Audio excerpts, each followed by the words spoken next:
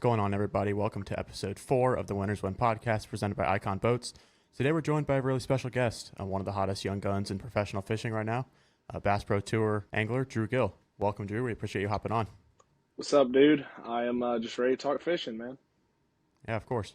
Congrats on your start to the season. I mean, you've had crazy finishes, starting in Toledo Bend for the Bass Pro Tour and going all the way up to your most recent finish at Kentucky Lake, another top 10. So that's been awesome. And I know you've had so many close finishes. And how does it feel to actually come out on top at a professional level and have that title of champion now? Yeah, man, that is it's something that I really don't take for granted. The thing is, man, is like the difference between, I guess what I would say is like opportunities and how that affects, how that looks on a timeline is something that really, when you have so many opportunities, obviously it's something that you really yearn for and you want to see happen. But, really all those opportunities, I've only been doing this at a high level for the last, 2-3 years.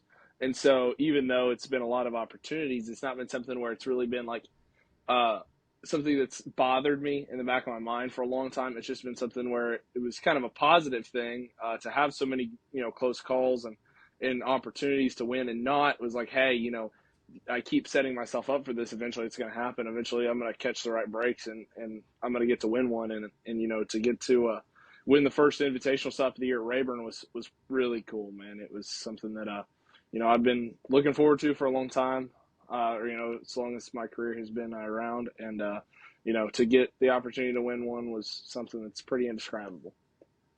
Right. I believe it. That's awesome. We'll hop into the rest of the start to your season here in a little bit. But just for those of you that might not know who you are, can you just tell us a little bit about yourself, just where you're from, maybe your home lake, what tournaments you're fishing this year, and if you could only fish with one technique for the rest of your life, what would that be?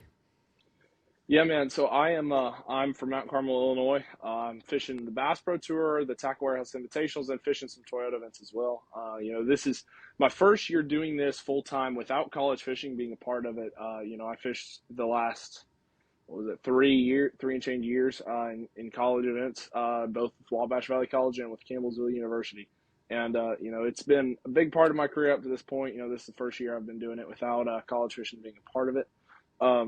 But my closest lake locally is it's East Fork Lake and Newton Lake in Illinois, which is two lakes most people won't recognize. But my closest major fishery is Kentucky Lake. It's about 2 hours from the house. It's the one I spend the major fishery I spend the most time on for sure. Man, if I could only have one technique everywhere in the country all the time, it'd probably be a drop shot. I mean, a drop shot is so versatile, shallow to deep. It's one, when this question is asked, is probably the most popular answer. But man, it catches smallmouth, spotted bass, largemouth. It's a pretty invincible technique when it comes to just getting bites. Yeah, that's a tough one to beat. Like you said, being able to go deep and shallow with it, and just such a versatile bait for largemouth, smallmouth, spots, everything. Kind of clean up the house with that one. For sure. You mentioned being from Illinois, being from the Midwest region.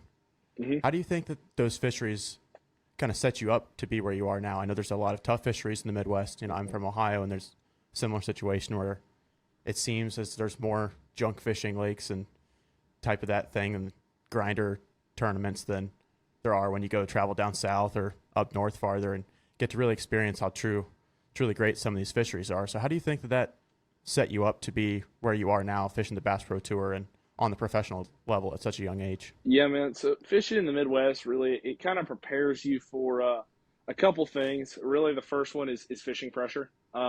We don't have, in terms of just numbers of individuals that bass fish, we don't have nearly the numbers that the South does. But it far, far compensates for itself in the fact that we don't have a ton of lakes, and most of them are extremely close or extremely small from end to end. You don't have a lot of space. They're not really diverse. They're pretty simple. You got dirt banks and laydowns, or you got seawalls and docks, whatever. They're very simple, easy to figure out kind of places, and they're fisheries where really, a lot of people spend a ton of time on them because it's the only place within an hour and a half of them, or, it's somewhere that all the, we have a good number of lakes within like 2.5 hours of me, which really isn't like a close drive. But the problem is half those fisheries, they never even see tournaments.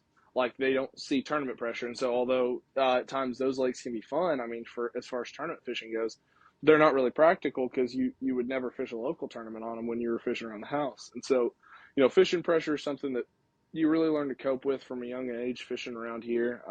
40 boat tournaments on lakes that are a mile and a half, 2 miles long, like really close quarters, like fishing behind people all day long, trying to figure out how to catch those fish that are extremely pressured. So that's definitely something that really makes you accustomed to fishing in that mind space early on, that you have to whenever you're fishing college events or like Toyotas and Opens or any big tour style event where you have a large field on a fishery. I mean, it gets you in the right mindscape quick whenever you grow up fishing behind people all the time.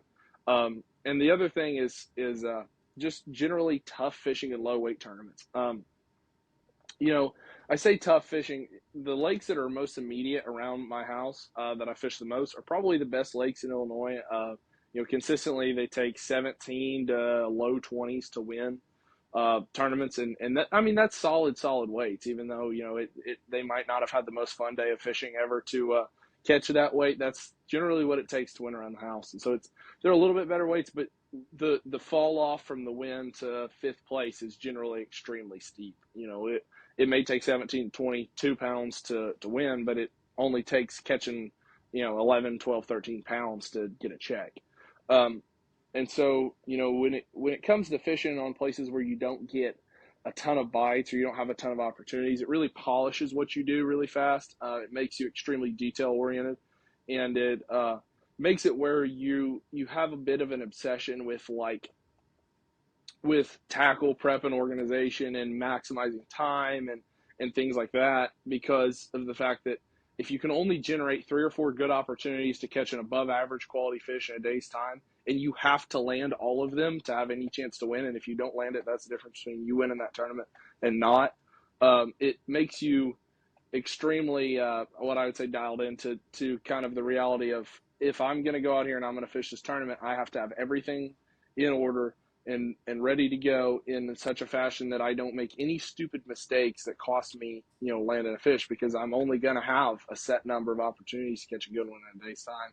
And so fishing around here growing up, man, it really makes you well adjusted to fishing pressure, and being in the right mind space to kind of overcome that. And it also makes you extremely detail oriented, makes you very execution minded.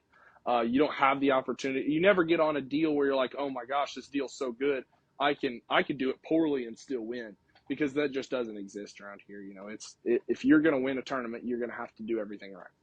Right, like you said, not having too many opportunities in a day, where you have that kind of thing in the South, or like I said, even the North, where you get so many different opportunities where you have that little bit of leniency to mess up a little bit, whereas being from Illinois or the Midwest region gets a little tough sometimes. And I think, like you said, kind of hit the nail on the head on that one. Just makes you so detail oriented. I'm sure you would say that has definitely contributed to your success in both college and leading up to where you are today. For sure, dude. So you've mentioned college a couple times. Did you fish in high school, or did you just start in college fishing? So I got to fish. I wanted to fish my sophomore year of high school, but I just gotten into like fishing local tournaments and things like that. And I heard that there was a high school team that had just started about 30 minutes from my house, and it was the closest team, so it was the club I was going to have to be on.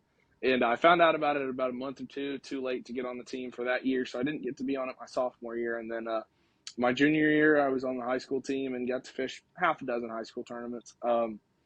And then my senior year was the first year of COVID.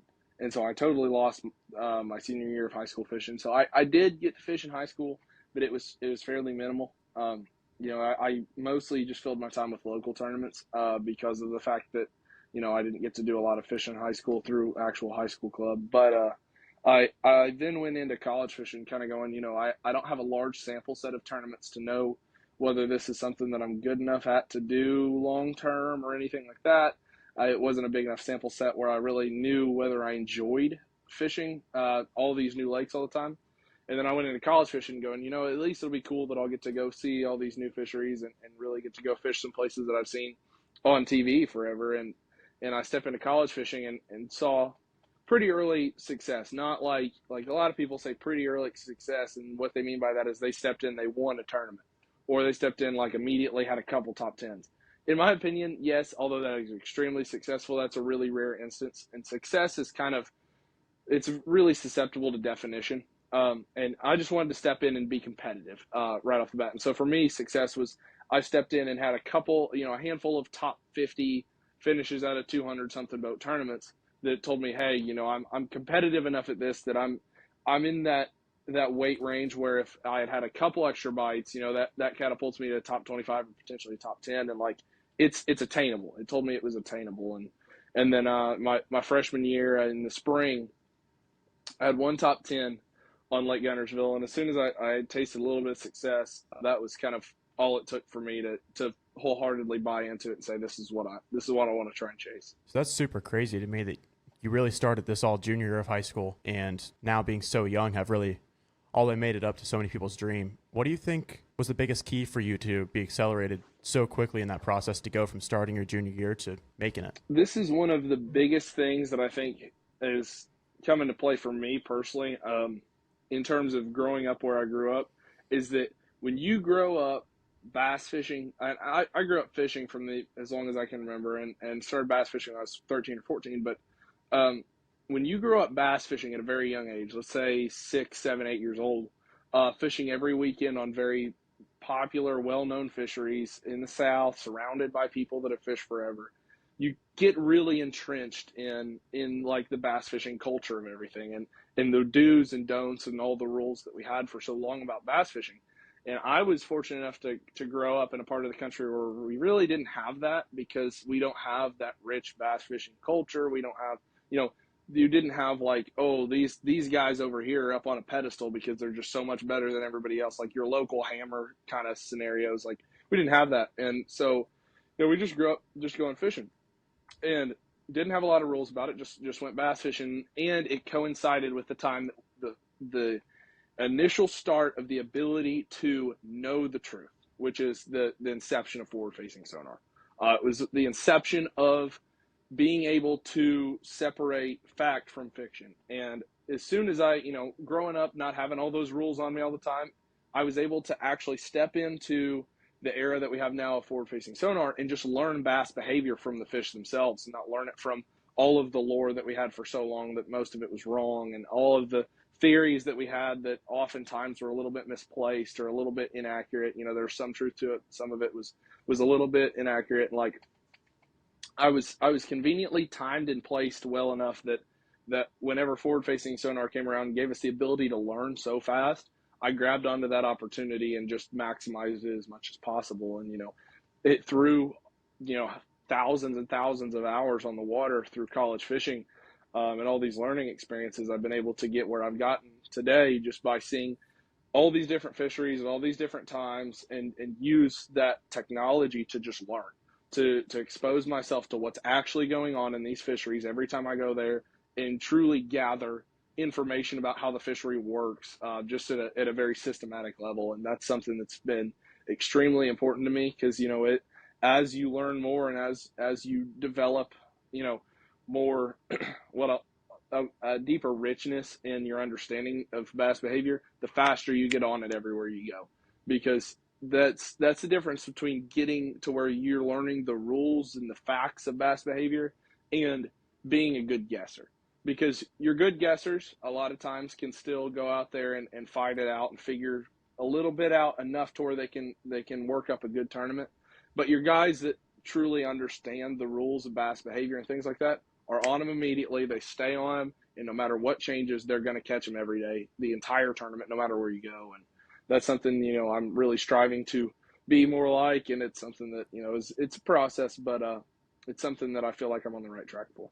Right. So would you say that forward-facing sonar and livescope is like the most monumental piece to being so consistent? Because it seems that, say, your traditional, like, if you will, like bank beaters or kind of the old school fishing, it's so difficult to stay consistent with just going down the bank and fishing lay down. It's like, and it's. Do you think the forward-facing sonar allowed you to be consistent doing that? Yeah, absolutely. It's twofold. So the reason that you're seeing this paradigm shift is, one, forward-facing sonar and the technology is allowing us to understand bass behavior in a deep and rich way, in a way that we never could before, which is making people better at understanding them, making the right decisions, and making those decisions as fast as possible. And fishing pressure is higher than it's ever been, which is causing fish, in community areas and things like that, historical places, to get harder and harder to catch over time. And due to the fact that we have such high fishing pressure, the first fish in a fishery that are easy to truly beat down are around the bank. And that is why, both because our greatest anglers are pulling the bar up and because fishing pressure is pulling the bar of what's possible on the bank down, it's getting harder and harder to compete around the bank, just fishing visible cover and visible targets, because that is the low hanging fruit on any fishery at any time. And the low hanging fruit's always picked first. And if there's a bunch of fruit pickers out there, the low hanging fruit's going to be gone like that. And it doesn't replenish the way that most of your traditional offshore stuff does, because your fish on the bank are much more residential in nature. Not talking about like right around the spawn. That's the one time of year where fish around the bank are truly transitional fish, and this is a migrational movement. But the rest of the year, the other 10 months of the year, those are all residential fish, which means it takes a really long time for those fish to replenish. And that's what's making your extremely technologically advanced individuals so good at what they do, is they're just really good at understanding what's going on in the fishery and tracking down that vast majority of the population that listens to those biological movements and transitions around the fishery throughout the year. That's super cool. So would you think too that, I know you've mentioned the facts of how, like the truth behind the fish movement and fish behavior that you've been able to learn using forward-facing sonar. Have you used that a ton to find the areas that attract these fish on their movements that aren't the residential fish, or do you still use the traditional side scan and whatnot? Yeah, so to find fish, the most powerful tool in finding fish, not effectively targeting them and picking an area apart, but the most effective tool for finding fish is a base understanding of how topographical mapping affects bass behavior and migrational patterns. Even though lots of guys have lots of transducers now and they're running, idling around with scope transducers in the water, whatever. 90% of all bass found and caught in tournaments are found with mapping and caught with forward-facing sonar. They're not found with forward-facing sonar that often. Generally, you're finding areas that lay out for the time of year that you're there to invite a certain population of fish to come in and live in that space at that time. And you're just using forward-facing sonar to make yourself way more efficient and effective at deciding what to fish, deciding how to fish it, and picking off those targets as effectively and efficiently as possible. I mean, it's just hyper dialing what you do. Back in the day, if we picked an area that we thought was high percentage for attracting population, we had to break down every piece of cover in the area. We had to break down the water column in multiple different segments through, if it was a time of year where it was doable, through throwing a top water, through throwing, swim baits, and through throwing jerk baits, and then going down to throwing Carolina rig or a jig or a drop shot, something on the bottom. Like, you had a multi-part breakdown of having to break down the water column in different segments, breaking down an area in different parts, and breaking down the cover within that area. And it was such a time-consuming process that you could only find maybe a 20th of what we can find now with the ability to use the technology to break it down efficiently and know whether something's there, know what it's relating to, know why it's there, because of the repetition of seeing these fish in their environment. And man, it's just made us so unbelievably efficient at what we do. But ultimately, we're still finding the areas that we're fishing most of the time with charts. I'm not a big side scan guy. There's still a lot of guys that use side scan in a semi-substantial way, but ultimately side scan is used to find certain things in certain areas.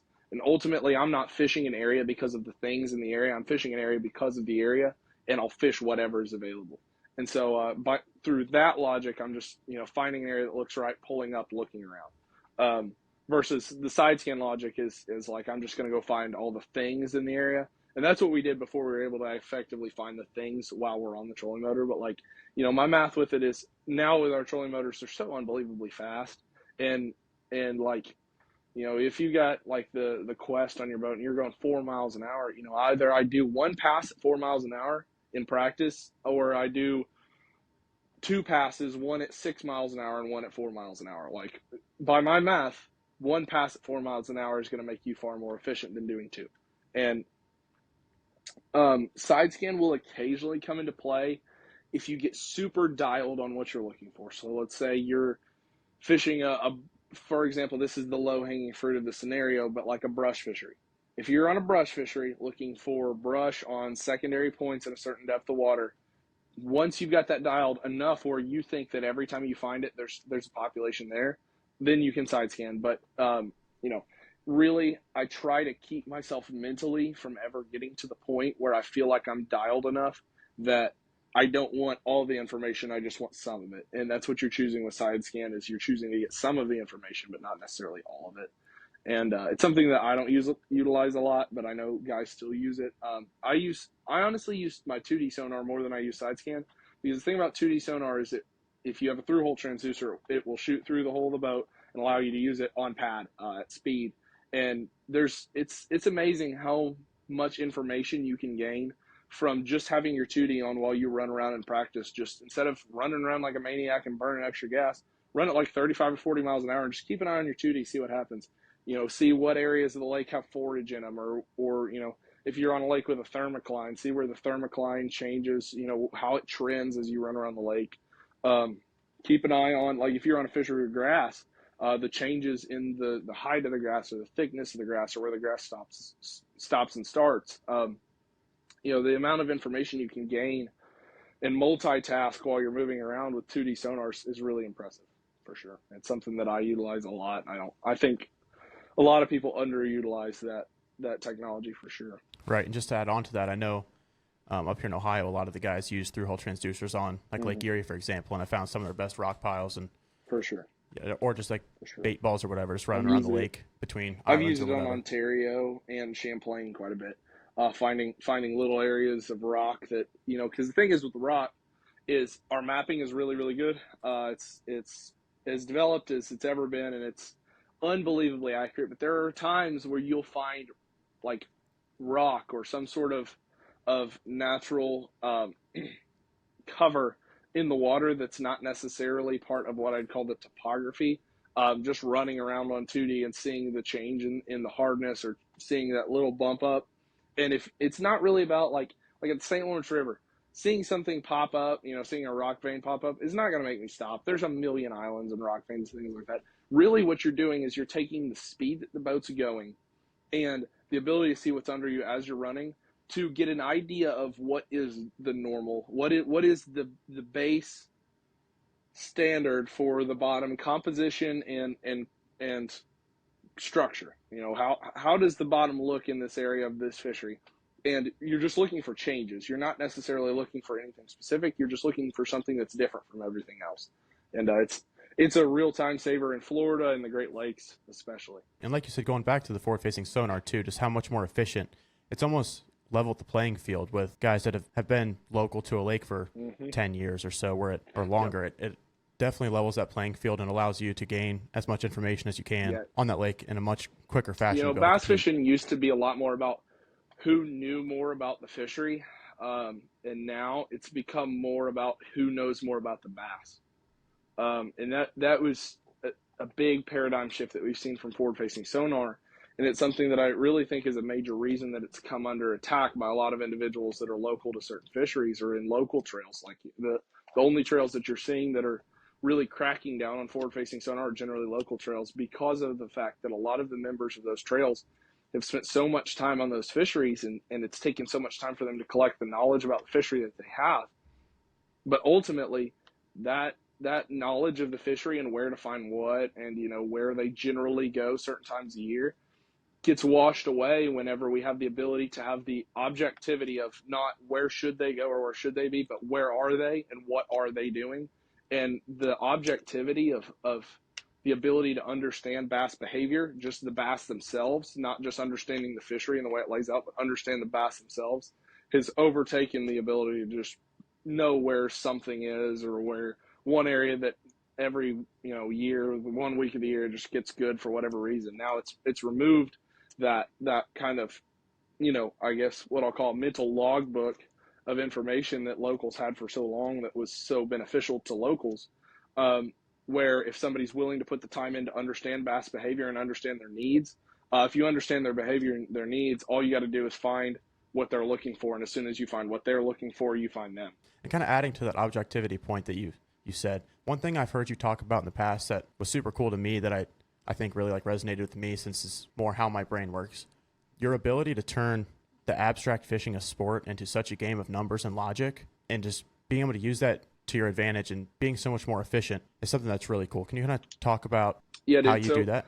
Anything in life operates by a base level of math and numbers. So basically, anything in life has probability involved. We base our lives on a vast strand of probability measurements that we do in our own heads, that we're saying, hey, probability and value, and based on what we think we can potentially get out of a certain action and the probability of risk involved with that action, or the probability of something occurring, whatever. Everything is governed by probability. And so basically what we're doing with bass fishing is we're going out and we're going through this educated guessing process to try and work through what we're doing. But if we bring in a level of math or a level of percentage in keeping track of what we're doing. Let's say, we got the Classic at Grand Lake this week. Let's say if I'm in theory practicing for the Classic at Grand Lake this week, I would be running around fishing. Let's say I'm looking to see what part of a creek they're in, because this time of year, generally speaking, they want to be related to a creek in some form or fashion, whether it's front, middle, back. I'm going to run in, I'm going to fish, I'm going to take a section of the lake that I think they live in, and I'm going to go run 4 fronts of creeks, front thirds. I'm going to run the middle portion of those 4 creeks. I'm going to run the back portion of those 4 creeks. And I'm going to repeat that systematic process across one section of the lake, do it 4 times. And over those 4 times, there's going to be some sort of information that's going to pop out at you. Whether it's that every single one of these creeks I went in, there was a bait population in a certain part of that creek, or whether I went in these creeks and I got a bite on every secondary point that was halfway back in the creek, not all the way at the back, not all the way at the front. Like, there's going to be some sort of information that's beneficial that's going to pop out at you by going through a systematic process like that. And bam, now through that process of picking 4 places and breaking them down from front to back, you've got that plays out. But then when it goes into, once you start finding fish and start patterning the fishery, then the big part is bass fishing used to primarily be about finding fish. Catching them was kind of a secondary factor. Now, catching fish is the primary factor, and finding them is secondary, other than a select few fisheries. You talk about your Okeechobees, your Santee Coopers, your TVA lakes at times. Like, finding the winning fish can be very hard on Florida fisheries up north, TVA fisheries. Like, finding that grade of fish that wins, or just finding fish in general, can be tough. And those are kind of exempt from that. But when we start finding fish, we start dialing it in. Then I'm going into pure percentages for bite ratio. Bite ratio governs everything I do. So I use bite ratio to command my bait selection, things like that. So the first question I'm going to ask myself is, do these fish want to eat up, or do they want to eat down? So I'm gonna have a couple options on my deck, and first fish I see, I'm gonna throw a bait that calls them up. So let's say it's wintertime, I throw a jerk bait. If I can throw a jerk bait out over it, get him to come up on it and stay on it the entire way, all the way back to the boat, just through keeping that fish entertained and interacting with it, showing attention to it. That's an indication that they're probably wanting to feed up. And if he eats it, great, that's an indication they're eating that bait. But if he just stays attentive with it and stays on it, engaged in a way that would suggest to me that they could potentially bite it, then I'm going to know, okay, these fish probably want to feed up. Versus if I throw a jerkbait over it, first thing he does, come up and look at it, and then kind of fades away and doesn't, no matter what I do, he doesn't get back on it again. That's probably an indication to me that either that's the entire wrong bait entirely, or more than likely they're just, I'm not trying to get them to feed up at that time. I'm trying to get them to feed down. So then I'm going to pick up a jig. I'm going to pick up a shaky head. I'm going to pick up a drop shot. I'm going to pick up a Nika worm. I'm going to pick up whatever you want to throw and call one to the bottom. Repeat that process 3 or 4 times with baits that call them up and baits that call them down, and see which one you get more bites on. And if you get bites on both, figure out why. Like, it's a process of trial and error that if you take a sample set and you have 5 good opportunities at catching a bass, you only get a bite one of those 5 opportunities and it was on something entirely different than everything else you did, that's an indication that you did something right. A bite is an indication you did something right. And so I'm going to work through that process. And then once I nail down whether they're feeding up or feeding down, I'm going to switch between let's say they're feeding down, I'm going to switch between 3 or 4 likely options for fish feeding down. Then I'm going to have 1 or 2 of those options if they're actually willing to bite. When I get to those 1 or 2 options they're actually willing to bite, I'm going to increase the size of the weight on my bait, or I'm going to decrease the size of the weight on my bait. I'm going to increase the size of the profile, I'm going to decrease the size of the profile. And I'm going to go through that process. And whichever one, let's say I got a sample set of 5 different opportunities at a bass, and I throw a bait at him, and I get 1 bite out of those 5 opportunities, and then I switch from a quarter to an eighth, and then I pitch out there, and I get 3 bites out of 5. That tells me, okay, I got to go lighter. Then if I go lighter and get 3 out of 5 bites, I go lighter yet. I go to 16th. I get 1 out of 5 bites again. Okay, I know that eighth is where I need to be. I go up in the size of my profile. I get, I throw at 5 fish. I get 2 out of 5 bites. I go down in the size of profile. I throw at 5 fish. I get 1 bite. Okay, that's probably an indication that I need to go. I'm probably about where I need to be because I got 3 out of 5 bites the first time, and now I got 2 and then 1. So it's just a process of narrowing it down more and more, and eventually you realize over time, any fishery at any time, whatever population of fish you're choosing to fish for. Let's say you're on this secondary point, brush, and rock pile pattern. If that's a set population in that set depth of water, living on that set piece of cover, there's going to be 1, maybe 2 baits that's significantly better than everything else that you can throw at them. And the only way to go about finding that is by taking an unbiased approach to breaking it down, bait by bait, profile by profile, and just really taking an in-depth look at the way that you approach catching those fish, because ultimately I can do 2 things to make myself a better tournament angler: find more bass or get better at catching the ones I find. And if I can find a way to let's say, because you're always going to find a finite amount of bass. You can never find an infinite quantity. So, if my finite quantity that I find in practice is 2 areas that have 30 to 35 bass, I'm going to have 30 to 35 opportunities to catch a bass this day. If my bite percentage is 75% on, just to make it easy, let's say 32 bass, I'm going to catch 24 out of 32. If my bite percentage on 60 bass is 25%, I'm catching 15 bass. I'm catching 9 more bass fishing for 32 fish if I'm dialed than somebody that's fishing for 60 that's only catching a quarter of what they see. I'm catching 9 extra fish in a day's time. And that can, in a 5 fish tournament, that equates to probably a couple more coals. Every fish counts tournament, that's just pure weight. And that's the biggest thing is why would I want to feel like I have to find more bass to catch more bass when I can just make sure that everything I find I catch it, or darn near. And that's really a big part of my focus on any fishery at any given time, is catching the maximum percentage of what I find as possible. That's a super cool way to look at it. I haven't heard very many people actually articulate that way. Back to the very beginning of what you said, is there any special number about 4? I know you were talking about how, like, say 4 creeks, for example. Is that just the number that's worked for you? Is there any generally speaking, you want to be in a sample set of, let's say, fishing types of areas.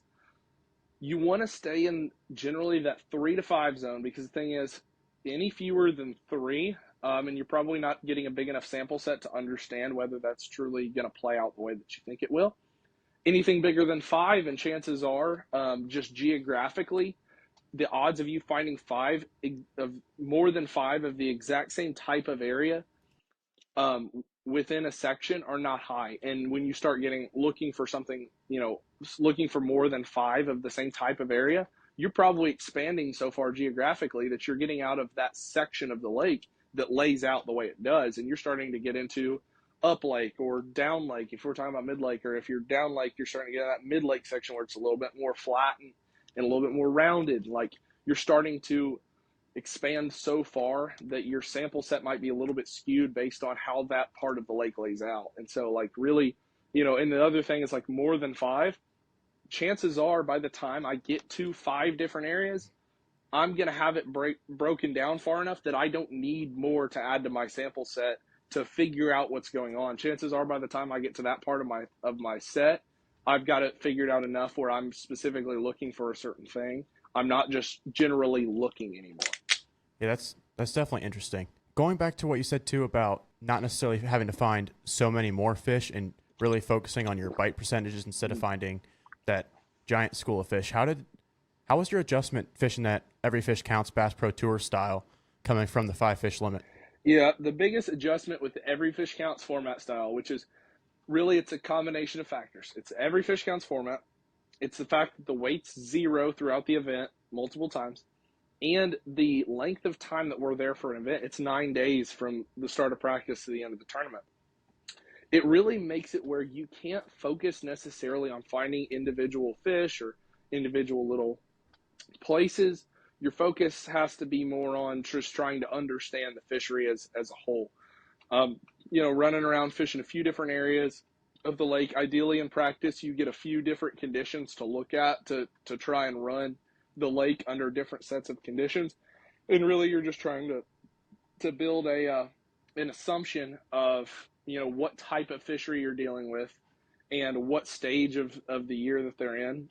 And as soon as you get close to that, understanding it, that's when, regardless of the changes in the weather, the conditions, or where they're specifically at, you can accurately predict what's going to happen because of the fact that you actually took the time to break it down enough where you actually understand it and understand how the fishery operates. Because in those tournaments with multiple zeros throughout the course of the week and in the length of the week, and the fact that you have to keep catching them, you can't just catch 5 good ones and then kind of pump the brakes and, it doesn't matter what I do the rest of the day.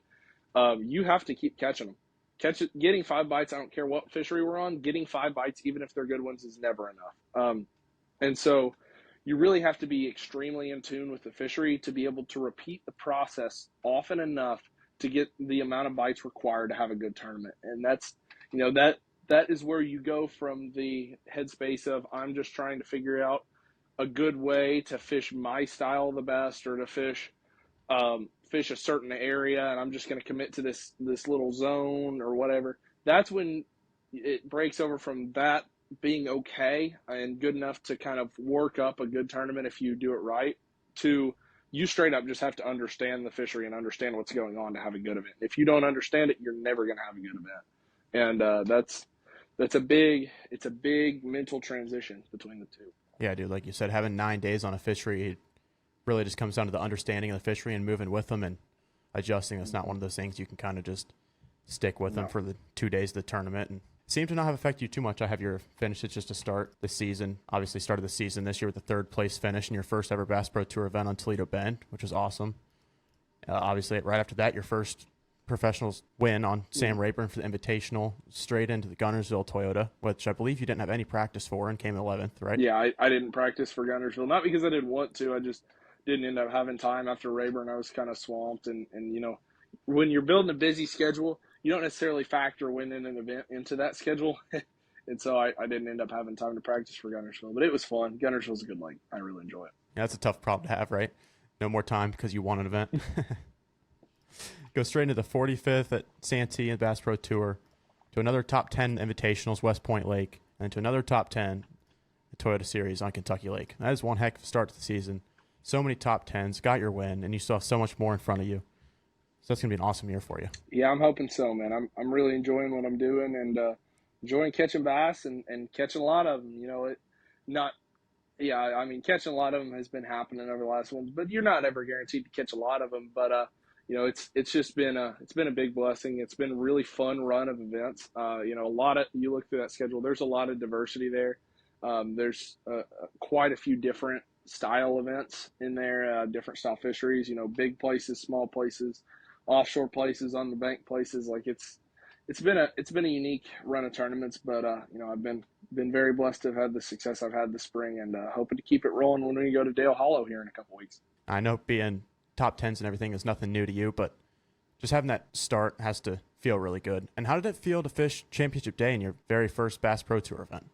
Oh man, getting to fish the championship round at Toledo Bend was a really cool experience, just to be the first event of the year, my first event fishing that format and against that field, and to get a top 10 and, go out there and finish third was something that was absolutely awesome.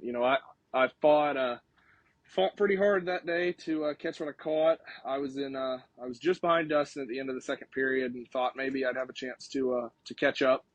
Didn't end up happening. Dustin pulled away from everybody there in that third period and dusted all of us. But it was a really, really cool tournament because of the fact that a lot was changing. It was really dynamic. We fished the same style. I was doing the suspended fish around timber deal, and I was doing that all week, but it kept changing because we had a big push of rain the week before, and so we had a whole line of dirty water that was working its way down the lake as the week went on. And it started closing in on really the main section that most of us caught our weight on between Indian Mountains and Howsett on the west side of the lake. And as it started closing down and covering up some of those areas, it was bringing a massive swath of catfish with it. And a lot of the bass were repositioning in those areas and pushing down as the water pushed down, or setting up differently in those areas as the dirty water got into them. And so we had to keep moving around. And so even though I was fishing the same style the entire week, I didn't fish the same section of the lake twice over the course of the week. I was fishing different little sections as the week went on, and it was a really fun experience. Toledo's chock full of 4-pounders. It's got more 4-pound largemouth than any other lake in the country. I'm pretty confident, and catch a lot of good fish. And it was extremely enjoyable place to start fishing that format because Toledo was the kind of place where you could effectively run around and find more fish in the event if you needed to, just running a certain pattern. And I like places where you can, obviously most of our fisheries are still area oriented because you still got to have the right, qualifications in a certain area to have that population. But within that, if you understand it, it gets to a point where it's what we'll call patternable. And Toledo was a good fishery for that. So that was a really cool week, and I will say the coolest part of that week for me was, growing up, there were a few individuals that I idolized, growing up fishing high school, and Jacob Wheeler was one of them. And I fished against him in 6 events now, but that was my 4th event getting to fish against Jacob, and to get to beat him in my first Bass Pro Tour event was something that was really special to me.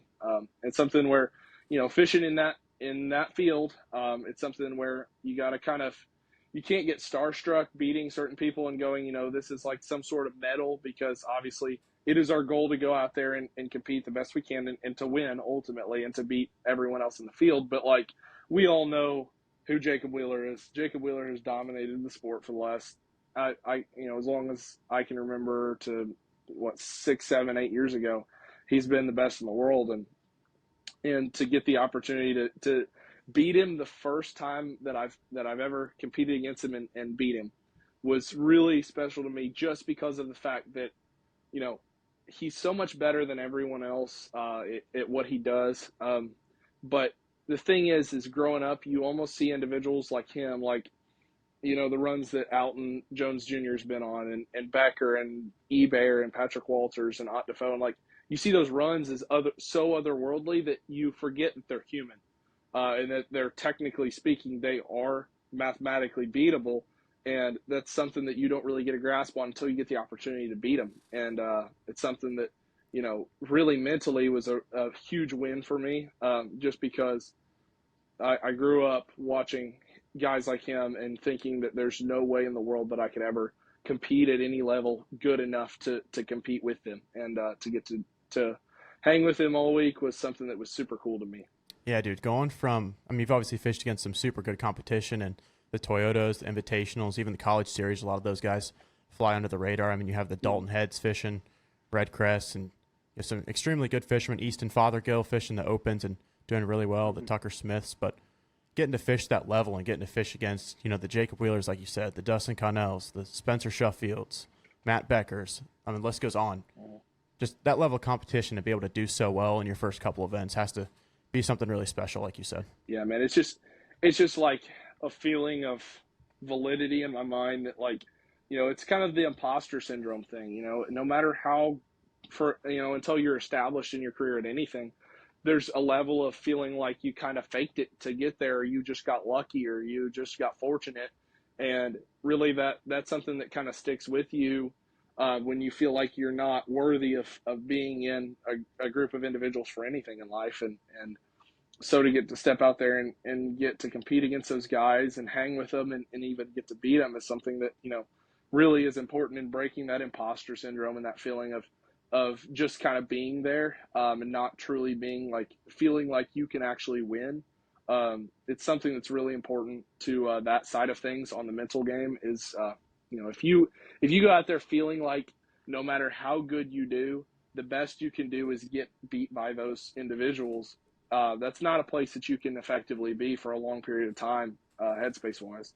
And so to get out there early and just start, getting to compete with those guys and hang with them and have a great event to start the season was so important for me in the mental side of things. I believe it.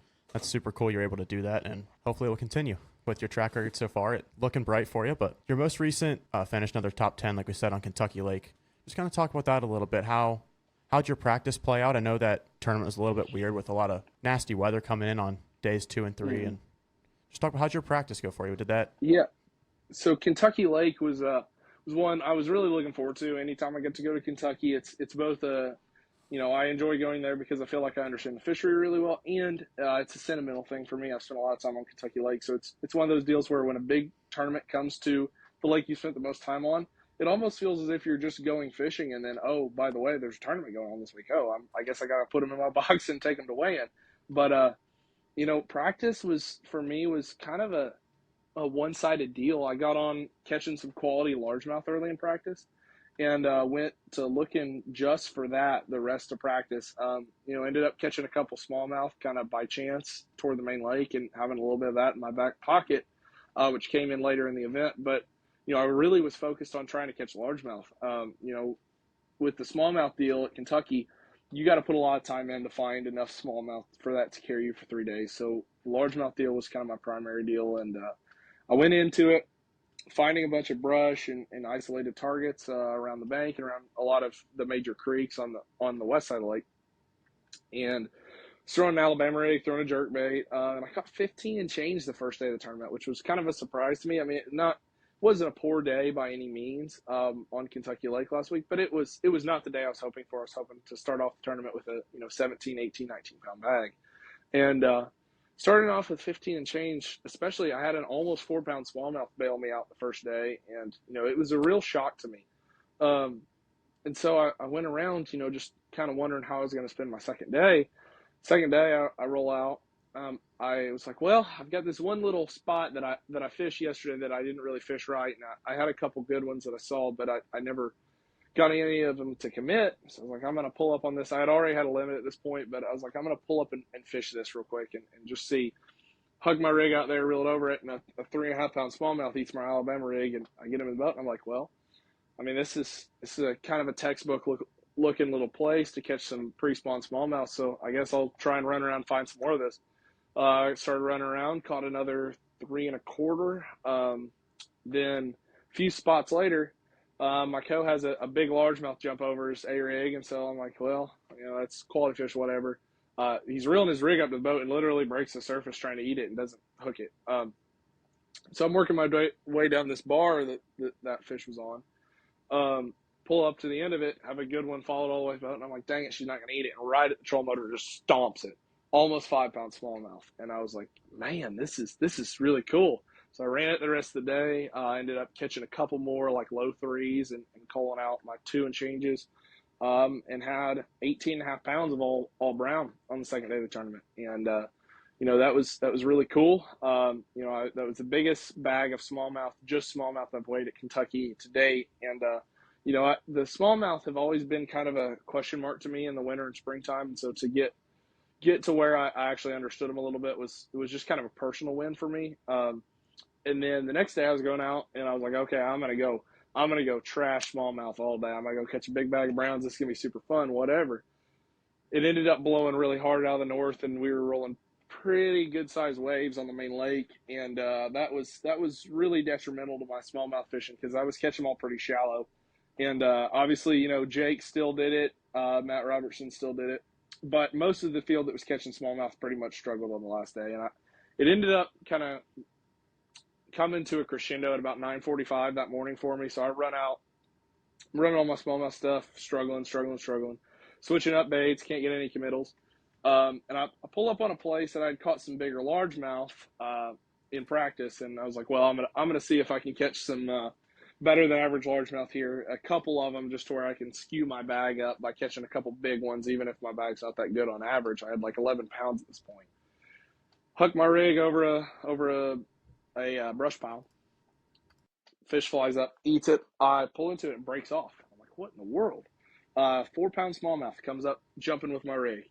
I'm like, oh my gosh! I see it on scope. Here it comes again. Comes up, jumping with my rig on its face, and I have to sit down, re-rig my stuff. I had 2 A rigs rigged up that morning, and broke the wire off of one, and broke that one off, and so I had to sit down, re-rig up a new rig. So after 10 minutes sitting there, kind of feeling bad for myself, I get ready to go again. Get on scope, see a little stump around this corner, and I'm like, that looks like a bass. Roll my rig up there, splash it like a terrible cast, splash it like 5 feet from it. But thankfully it flies up, drills it. I pull into it, and it was a 5 3/4 pound largemouth. And I kind of got my day right back on the rails right then. Got back in a good headspace, started running around, and patterned a little largemouth deal that afternoon, and caught 4 3-pounders to go with it, and ended up having mid high 17s last day of that tournament, and put a nice little high note on that event, catching all largemouth for my 5 on the last day.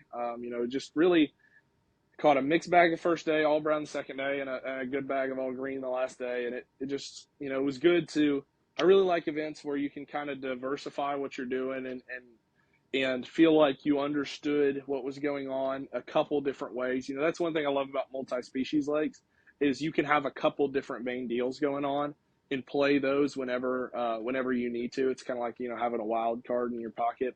But those events are always really satisfying. Other than breaking off one smallmouth, I executed pretty well and had a top 10, which, I'm not able to fish an entire division of Toyotas this year. I'm just fishing. I fished Guntersville, Kentucky, and then I'm fishing Champlain and Lake of the Ozarks because I can't fish an entire division.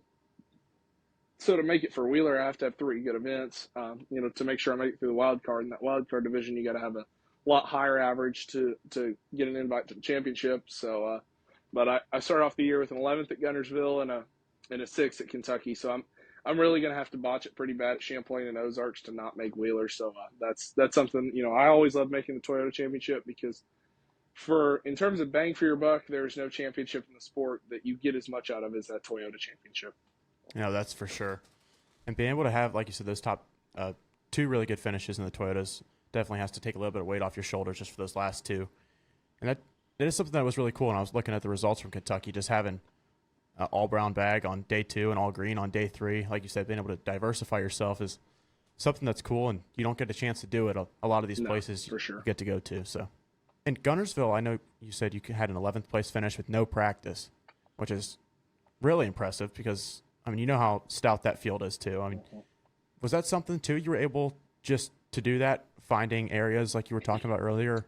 Yes. Like with your mapping and just.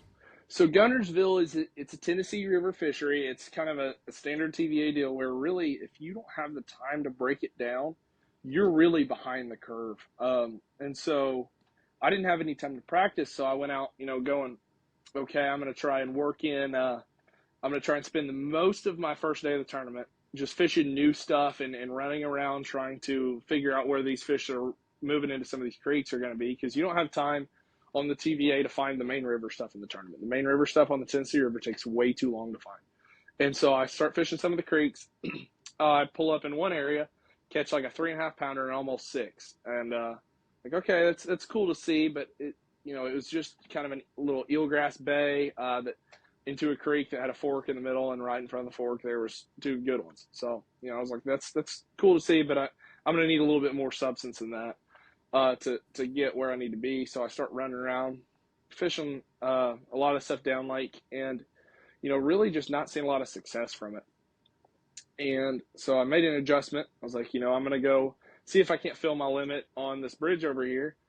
And then continue my day. So I pull up on a bridge, catch a couple 3-something pounders, and another 2-something. So at this point I have a limit for we're talking 17 and change pounds. Solid limit, but not a big bag on Gunnersville by any means. So I start running around, and I found a few places with brush.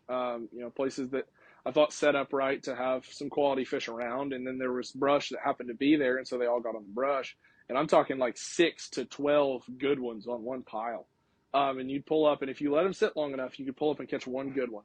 And so I catch two high threes, in that, or not two high threes, two mid threes.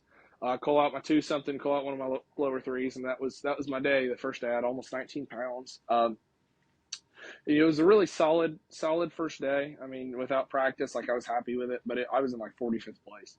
And then second day I roll out, I'm like, I'm gonna start off the day bridge fishing just to see if I can't get a couple gimme big ones. And then, roll from there onto some of my brush and see if I can't scrounge up enough through the brush to make it to day 3. And then if I make it to day 3, whatever happens. Pull up on the bridge that I'd caught them on the first day, caught a couple on, and I caught 23 pounds in the first hour of the day. And so I was like, this is awesome. Pull up, and I mean, every fish I saw was a good one. I caught only 7 or 8 in that hour and a half, but they were all big ones. And they were all the same size too. Like I still to this day, I've fished 4 major tournaments at Gunnersville, and I have finished in the top 10 in 2 of them, 11th in the other, and another check. And I still have yet to catch 6-pounder. And I had all 5 good ones. Just 4 to, like, my smallest one was a 315, my biggest one was a 5.5. Just all really solid fish. Ran around, found a little bit more stuff, and the last day I ran to the same bridge, caught a couple big ones early. Ended up catching, I think, 3 of the ones that were in my bag off that bridge. I'd kind of milked it dry from the day before. Ran around, ran some of my brush, caught a big one, almost 5-pounder out of one pile, and then I caught a couple other 3-pounders, and that was my day. I had 20 pounds again on the last day, and just it was a really fun tournament. It was a cool tournament because I'd wanted to. The Tennessee River is really not the place for it, but I kind of just got thrown into it. But I'd wanted to fish a tournament with no practice for a while just to fish, not ideally not an invitational or Bass Pro Tour event because those entry fees are so much higher. But like a Toyota, it's stiff enough of an entry fee that I don't want to go out and a local tournament won't do the same thing to you mentally because you don't care if you lose $200. So it's a big enough entry fee that like I could go out there and feel the stress of like wanting to figure it out and make that back and make the championship as well. But it was, still low enough that I don't feel like I'm financially ruining myself by not practicing. And so it was a cool opportunity and ended up being a good event. So I was really happy with the way the week went.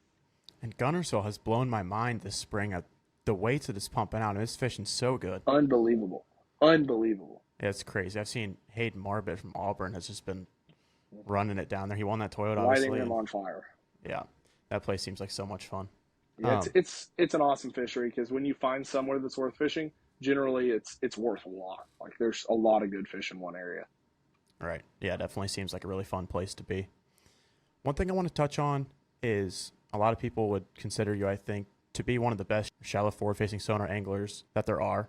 And I know how settings play so much into being able to really see what there is and maximize the information that it's giving you. So just how do you end up setting your unit to being able to maximize all the information that it gives you and then end up using that to fish for the fish that a lot of the guys that fish the bank end up just going right over? Yeah. So the biggest thing with shallow scoping is one, your screen framing. Your screen framing is by far the biggest thing. So a lot of guys want to have their screen out to 90 or 100 or 120 feet, and they'll just pull up the bottom and say, if I just pull it up, I can see everything. It's whatever. Your brain could not physically process the quantity and the essentially distortion of the returns that you get from fishing up shallow, especially at any distance. Like when you start getting distance returns up shallow, you have so much of that sound that's bottlenecked by the surface being so close to the bottom and the targets that are around, which are generally numerous, or you're shooting, at an angle of a contour that's much more like this than when you're offshore. It's much more like this. You have so much more sound interference. You physically can't do that. Your brain can't compute it. And so the big thing is just having your framing right, but having it tighter. So if I'm shallower than 10 feet, generally my distance out will be no more than 60 ever. And then I'm gonna put the bottom of wherever I set my screen at. If it's 60 or less, I'm gonna have it no deeper than 18. And as I go in with my distance in, I'm gonna bring up my down. Because really that image that you're getting on livescope is a set image. That image is not malleable. So as you squish it or pull it or whatever you do to the image, you are squishing and pulling the returns.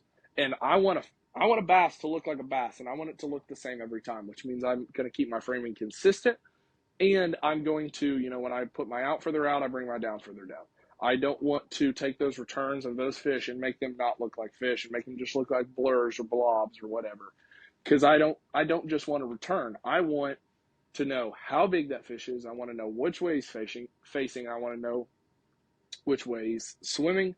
I want to be able to see his fins moving. I want to be able to see everything. I want to see detail. And that's what livescope does for you. Is livescope is detail. Like Garmin, that is what Garmin does so well. And so whenever I, use that technology, I want to make sure I use it in the right manner. And I want to make sure I don't try and make it do what I want it to do. I understand, how it works. I understand what the parameters are on what I can do to the screen before I start deforming everything that's on it. And the big thing is making sure you got your framing right. And another thing is really it's kind of understanding what fishery you're on. If you're on a fishery with a lot of trash fish and things, don't spend all your time shallow scoping just casting at fish. Because if you're on a place with a ton of trash fish, you're going to waste so much time. Bass in shallow water, which generally when we're shallow scoping, it's going to be on a place that's a little bit dirtier, because obviously I'm not using live scope in 6 feet of water on Cayuga whenever you can count grains of sand just looking around. Like, this is for generally dirtier water, generally shallower fisheries. And most of those places have a bent towards having a lot of trash fish around. And those fisheries also have a bent towards, when you get dirtier water, fish want to relate to targets more. And so that's when I start really focusing on fishing targets. I'm not making casts until I see something that sets up in a manner that there should be a bass related to it. And I just view the returns that I'm looking at and that I'm seeing through the scope of knowing that bass like being around targets in a way that most other creatures in any fishery don't. There are times where catfish will get around brush or carp or whatever else, but bass prefer targets in a way that no other fish in any fishery does. And so I'm really focusing on looking for targets more than I'm focusing on looking for individual fish. Yeah, that makes sense. And it's something a lot of people never really dabbled in and just view LiveScope as an offshore deep tool. And yep. You've seen more and more guys recently been able to use it shallow effectively. And I think it's definitely increased the efficiency of a lot of guys. And you kind of seem to be the forefront of that style of using it at that point, which is a really cool thing. It seems from looking at some of your recent finishes too, I know that like last year on that Toyota Series event in Kentucky, it seems like you've won a decent amount of money on a Nico rig, live scoping with the Nico rig. Yeah. What do you think separates that bait that makes it so effective on live scope? So the Nico rig, the thing that makes it so effective is the fact that you can effectively fish it suspended and on the bottom, which there's no other finesse worm technique that can do both effectively. And posture change. So bass don't like posture changes, regardless of whether, like, they've never seen a worm in their life in the water. They don't think your Nico worm is a bluegill or a crawfish or a shad or whatever. They don't think it's that. They see it and they go, this might be something living. I'm not really sure what it is, but living things have calories and I need calories to live. So they look up at it and they see that bait moving. But the thing is, like, anything that's living in the water is not going to do a severe posture change. So we're talking about like a crawfish on the bottom. Crawfish on the bottom is not scuttling around and then he's going to do 2 backflips and then he's going to go back scuttling around. That's not how he works. He's going to scuttle around. He might puff this way like this, but he's not tipping straight up and down. He's not rolling over on his back. He's staying like this. Same thing with a shad. A shad is going to swim like this on a flat plane, or it's going to swim on a slightly upward plane. The shad is not going to go swimming and then go straight down and then come back up and go swimming again. That's just not how they work. That's like if you've ever reeled a swim bait over a fish on live scope and then just killed it and then went back to reeling it, it's always a bad thing. Never do it, because they assume it's a shad. They know that living things don't have horrible, ridiculous, aggressive posture changes. And so, like, for example, like a shaky head. A shaky head, you let it fall to the bottom, gets on the bottom, you start dragging it, okay? It's just a worm on the bottom, it's shaky and whatever, you drag it. That's not a posture change. It's falling like this, it hits the bottom, and it's like this. A shaky head that you're letting fall and then trying to fish it like a Nico worm, so let's say it's falling like this, and you pull the line tight, it's going to horizontal and like swimming like this, and then it's straight back, straight down. That's an aggressive posture change. That is a negative factor. Like a drop shot. You throw a drop shot out there. A drop shot doesn't necessarily have an aggressive posture change because it always stays in that horizontal manner. But when you let it fall, guess what? It's going to straight, and then it's going to go back to horizontal. So you got to keep those posture changes to a minimum as much as possible. And with a Nico worm, that Nico worm, when you let it fall, it's falling like this. Due to the fact that the line tie to that worm is in the middle part of the worm, it's not at the bottom, it's not at the top, it's in the middle. When you pull it, although it folds like this and might shake, or you might pull it and it'll flap, it's still going back to straight immediately. It's straight. This worm is holding this posture the entire time. It gets to the bottom, guess what posture it's in? This posture. You snap it up, it's back to that, back to that, back to that.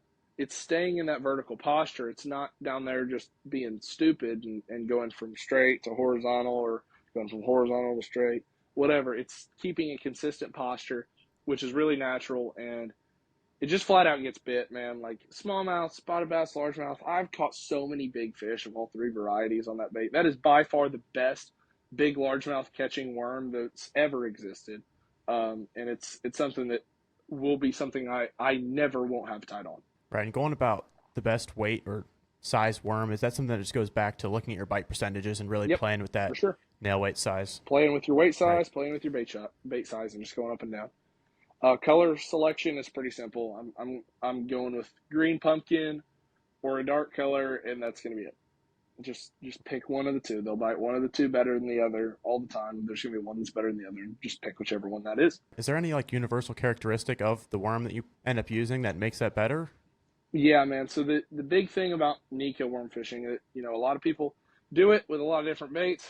With a Nico worm, you want to go from narrow, wider, narrower, wider. So basically, you want to be in that standard, what I'd call that standard finesse worm category of baits of, like, our big bite finesse worm, or like you talk about the 7-inch robo worm, or your standard trick worms, or that Berkeley hit worm, like the category of baits that goes narrower in the nose, a little bit wider, back to narrow with a wider tail. If you stay in that category, because the thing is, that's the bait profile that allows that bait to act most efficiently and most aggressively with the least amount of movement. And really, that's our goal with Nico worm is make it do the most with very little movement. And those baits always, they always come through when it comes to that, for sure. And the last thing I'll ask about the Nico, you mentioned fishing it in a suspended fashion, which I think a lot of people haven't messed with either. Is that something that you do often, or is it more of a bottom bait? So basically with that Nico worm, when I fish it suspended, generally it's more of a brush thing for me. Or it's like a springtime thing. They'll do it big time in the spring, early in the spring. But that's really the two situations for me where I fish it suspended. Generally when you fish it suspended, I'm fishing it with a really light weight. So it's basically, at that point, it's just a guided wacky worm. That makes sense. That's really cool to be able to utilize a bait like that for so many different things. And I think it's gotten a lot of No doubt, dude. light shined on it recently, which is cool. For sure. Well, before we wrap up here, do you have any sponsors or socials you'd like to shout out? Yeah, man. So, obviously check me out at, anywhere you want to check me out, Drew Gill Fishing. That's where I can be found on Instagram, Facebook, Twitter, YouTube, doesn't matter. That's where you can find me. So basically with that, just check me out on any of those platforms. That's, obviously as the game's changed, that's a big part of what we do. And that's where you can find just about all the specific content, whether it's just general about tournaments I've been at, obviously lifestyle and things like that, throughout the week of what I'm doing, what I'm up to, where I'm fishing, what little hacks I've done lately, and a little bit more instructional stuff. All of that stuff can be found on those platforms specifically.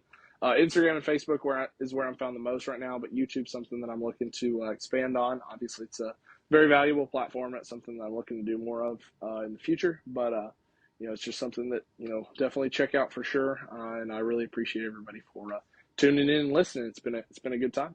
Yeah, it's awesome, Drew. We really appreciate you hopping on here. Wishing you best of luck for the rest of the season, and hopefully we'll get to talk to you again here soon.